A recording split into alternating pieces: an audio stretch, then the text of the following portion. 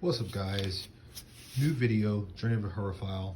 I'm watching some YouTube and I see a video that is complete trash. And it's trash for a number of reasons, but I just wanted to make this quick video because I do not like it when YouTubers give the impression of winning or finding awesome deals on these eBay lots, guys.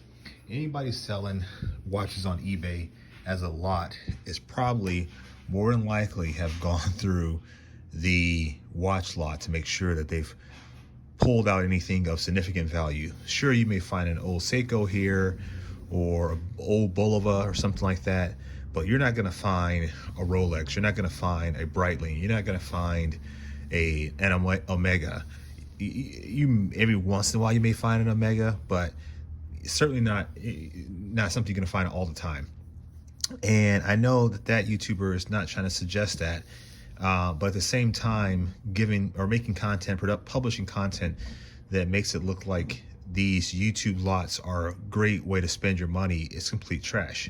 Now, a good way to spend your money is doing like what I do, and I go out to highbid.com, online auctions, garage sales. That's where you make your money, because when you go out there, let's say for instance highbid.com, you're gonna find watches like these. All of these watches here have come from Highbid.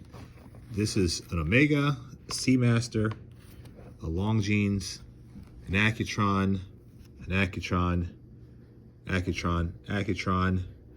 Walthams, Sandals Flag. This one here is really expensive. Lowenthal Mono Retropante, I think is what it is. Another Bulova, then you've got some Hellbros, another Accutron there, a Certina here, another Omega there with the dial. Let me go back up here so you guys can see those better.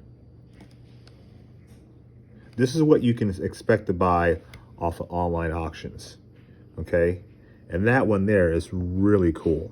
That's a pulses dial, or a pulse meter dial, where you would be used or distributed to doctors so they could check your pulse and take your pulse reading and know how many beats per minute your heart is functioning at. More Accutrons, 218s, 214s. Those are 214s up here.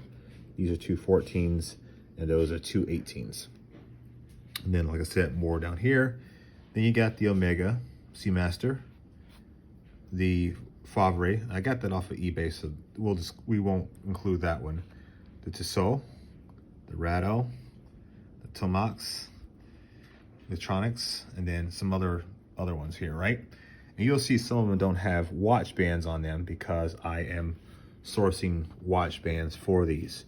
But these are real buys, right? This is not wasting money on eBay lot after eBay lot looking to find something of value. This is going out there to the websites, online sites, or whatever the case may be, auction sites, researching it, knowing who you're buying it from, displaying the information, taking your time to look at the photographs. And I know there's still a level of